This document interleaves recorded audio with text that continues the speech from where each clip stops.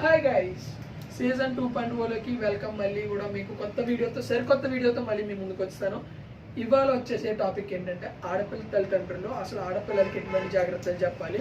ఒక చిన్న video, very ఎక్కువ చెప్పాను అనమాట. చిన్న వీడియో అని ఎందుకు అంటానంటే ఆల్మోస్ట్ చాలా మంది చాలా చెప్పుకుంటారు.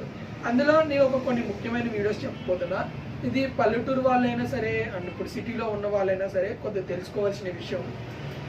ఏంటి అంటే ఇక్కడ మీరు చాలా వరకు ఆడపిల్లలదే తప్పు అనుకుంటున్నారు. పేరెంట్స్ కూడా ఎందుకు ఆడపిల్లలు తప్పు అనుకుంటారంటే మీ ఇంట్లో ఉన్న వాళ్ళే మీ అమ్మాయిని వాళ్ళకి కావాల్సిన విధంగా వాడుకుంటున్నారు. వాళ్ళు మీతో చెప్పుకోలేక వాళ్ళు మిమ్మల్ని ఏమైనా చేస్తారేమో అని భయపడుతూ వాళ్ళు బయటికి చెప్పుకోలేక వాళ్ళు బాధపడుతూ ఉండగా మీరు వెళ్ళి నీ ప్రవర్తన ఏం బాగుంటలేదు, అసలు ఏం చేస్తున్నావు, ఎట్లా తయారవేటి అని మీరు మాత్రం పిన్ టు పిన్ పొడవకద్దు. ఎందుకు అంటున్నానంటే రీసెంట్గా చెప్తున్నా ఒక ఇన్సిడెంట్. ఒక ఆడపిల్ల ఉంది, వాళ్ళ ఇంట్లోకి ఒక థర్డ్ పర్సన్ అంటే వాళ్ళ మదర్కి తెలిసిన ఒక థర్డ్ పర్సన్ వచ్చాడు. వచ్చిన తర్వాత ఓ రోజు స్టే చేశాడు అనమాట. స్టే చేసిన వ్యక్తి ఏం చేశాడంటే వాళ్ళ మదరు ఎక్కడికి వెళ్ళారంట, తన సిస్టరు ఉన్నారంట. అయితే తన సిస్టర్ కొద్దిగా డిస్టెన్స్లో వేరే రూమ్లో పడుకొని ఉన్నారు, తిను కొద్దిగా పడుకున్నారు. తినేంటంటే తన రూమ్ ఎదుర్కొంటా ఆపోజిట్లో పడుకొని ఉన్నారంట. అయితే ఇక్కడ పడుకొని ఉన్నప్పుడు ఏమైందంటే నైట్ వీళ్ళు లేనప్పుడు ఆ అమ్మాయిని బలవంతం చేయడానికి చూశాడనమాట. చూసినప్పుడు అమ్మాయి విదిలించుకుని బయటకు వచ్చినప్పుడు అయితే వాళ్ళ మదరు తనని అడిగిందనమాట. ఈ ఇంటికి వచ్చిన అబ్బాయిని అడిగింది ఆ పర్సన్కి మినిమం ఒక 40 years ఉంటుంది. అమ్మాయికి వచ్చేసేటప్పటికి 18 to 19 years ఉంటాయి. అయితే ఇట్లా ఉన్నప్పుడు ఆయనకి ఒక కూతురు లాంటిది అమ్మాయి, నాకు తెలిసినంత వరకు అయితే.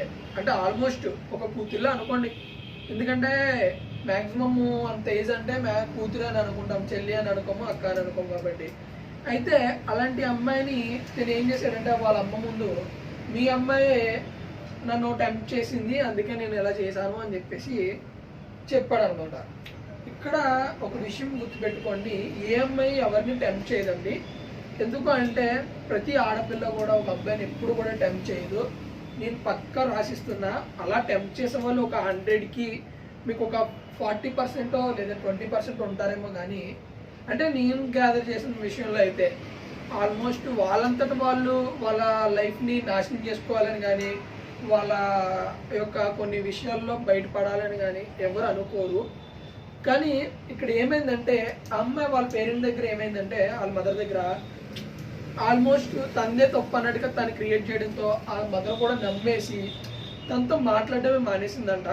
నాకు ఇది ఒక పర్సన్ నాకు షేర్ చేసుకున్న విషయం. ఇది మన యూట్యూబ్ ఛానల్కి చాలామంది వాళ్ళ పర్సనల్ విషయం వాళ్ళ నేమ్ తెలియకుండా ఈ టాపిక్లో మీరు ఇది ఇన్వైట్ చేయండి, మీరు చెప్పండి అని చెప్పేసి వాళ్ళు అందరూ కూడా నన్ను చెప్పారనమాట. ఎందుకంటే నేను ఎందుకు చెప్తున్నానంటే చాలా వరకు కూడా విషయం నేను చెప్పే ప్రతి టాపిక్ కూడా ఒక ఎవరొకరు ఇన్సిడెంట్ నుంచి తీసుకున్నవే, అంటే వాళ్ళ లైఫ్లో జరిగినవి, వేరే వాళ్ళకి జరగకూడదు అనుకునే వాళ్ళందరూ కూడా నాకు చెప్పిన విషయం అన్నమాట. కాబట్టి మీరు వీడియోకి కూడా సపోర్ట్ చేయండి. ఇలా సపోర్ట్ చేస్తే ఇంకా చాలామంది వాళ్ళు ఎవరికి చెప్పుకోలేని విషయాలు మనకు చెప్తారు. వాళ్ళ నేమ్స్ బయటికి తీయకుండా ఆ టాపిక్స్ అనేవి బయటికి చెప్పడం వల్ల మిగతా వాళ్ళు కూడా ధైర్యం వస్తుంది అనమాట కొంతమందికి. ఇలాగే ఇంకో విషయం ఏంటంటే హైదరాబాద్లో జరిగింది. వాళ్ళ పెద్దనాన్న అనమాట, అమ్మాయికి పెద్దనాన్న అవుతాడు. వాడు కూడా ఇలాగే క్రూరంగా దారుణంగా అమ్మాయి ఎక్స్పైర్ అయ్యేంత వరకు కూడా టార్చర్ చేశాడంట. అఘాయిత్యం మీద అఘాయిత్యాలు ఆ అమ్మాయి మీద చేస్తూనే జరిగిందంట లాస్ట్ దాకా. పాపం వాళ్ళ పేరెంట్స్కి లాస్ట్లో తెలిసిందంట వాళ్ళ పెద్దనాన్న తన అమ్మాయిని ఇలా అఘాయిత్యం చేశాడని. ఇక్కడ అమ్మాయిల విషయంకి ఏంటంటే వాళ్ళు భయపడడానికి రీజన్స్ అండ్ వీళ్ళు ఏం చేస్తారు మా పేరెంట్స్ని గట, వాళ్ళని ఏమైనా చేస్తే నా బతికేంటి అన్న విధంగా తయారయ్యారు. కానీ ఇక్కడ చాలామంది అమ్మాయిలు కూడా కొంతమందికి ధైర్యం లేదు. ఇలాంటి సిచ్యువేషన్ని ఎలా ఫేస్ చేయాలనే ధైర్యం కూడా కొంతమందికి లేదనమాట.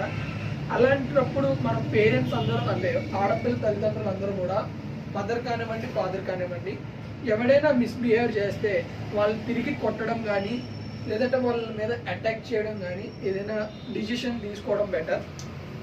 అండ్ ఇంకో విషయం ఏంటంటే థర్డ్ పర్సన్స్ని నైట్ టైం ఇంట్లో స్టే చేయడం అన్నది అంత మంచిది కాదు. ఎందుకంటే ఆ మనిషి మీ యొక్క ఇంట్లో ఉన్న ఆడపిల్లల మీద ఎటువంటి చూపుతూ ఉన్నాడో ఎవరికి తెలియదు కాబట్టి.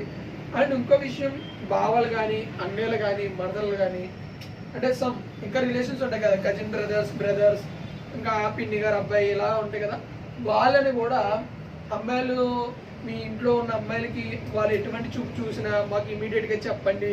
మీతో టచ్ అయిన ప్లేసెస్లో, అంటే టచ్ చేయకూడని ప్లేసెస్లో ఎక్కడైనా టచ్ చేస్తే కనుక మాకు ఇమీడియట్గా చెప్పండి, మేము వాళ్ళతో మాట్లాడతాము. ఎందుకంటే ఈ భరోసా మీరు ఎప్పుడు ఇస్తారో అప్పుడే మీ ఇంట్లో ఉన్న, అంటే వాళ్ళ బావ అవ్వచ్చు, అన్నయ్య అవ్వచ్చు. ఎందుకంటే ఈ అన్నయ్య అని కూడా ఎందుకు మెన్షన్ చేస్తానంటే కొన్ని చోట్ల ఈ అన్నయ్యలే వాళ్ళ చెల్లెల్ని అఘాయిత్యాలు చేసిన సిచ్యువేషన్స్ కూడా ఉన్నాయి. అందుకే నేను ఈ ముక్క కూడా చెప్తున్నాను. కాబట్టి ప్రతి ఒక్కరి మీద, అది చిన్న బాబాయ్ అవ్వచ్చు, పెద్దనాన్న అవ్వచ్చు, ఫాదర్ అవ్వచ్చు, ఎవరైనా సరే టచ్ అయిన చోట టచ్ చేస్తే కనుక ఖచ్చితంగా మీరు మీ పేరెంట్స్కి చెప్పండి. ఫస్ట్ ఆఫ్ ఆల్ మీరు చెప్పకపోతే మీ ఇంట్లో వాళ్ళకి ఏం జరుగుతుందో తెలియదు. అది చెప్పడం చాలా వరకు మంచిది. అండ్ నెక్స్ట్ ఇంకో విషయం ఏంటంటే ఇక్కడ పేరెంట్స్ కూడా ఆ యొక్క స్వేచ్ఛని ఇవ్వండి. చెప్పే స్వేచ్ఛ ఇవ్వకపోతే కనుక మీకు మీ ఇంట్లో ఉన్న వ్యక్తులు మీ యొక్క అమ్మాయి మీద ఎటువంటి చేస్తున్నారు అనేది మీకు తెలియదు. అండ్ ఇక్కడ మెచ్యూర్ అయిన పర్సన్స్కి మాత్రం ఖచ్చితంగా మీరు చెప్పాల్సిన విషయం ఇదే.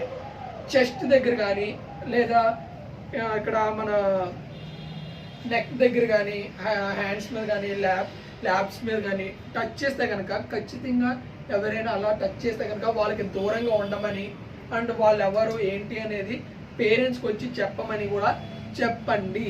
ఎందుకు చెప్పమన్నానంటే అలాంటి వ్యక్తులు మీ అమ్మాయిని ఏమైనా చేయొచ్చు ఎనీ టైం.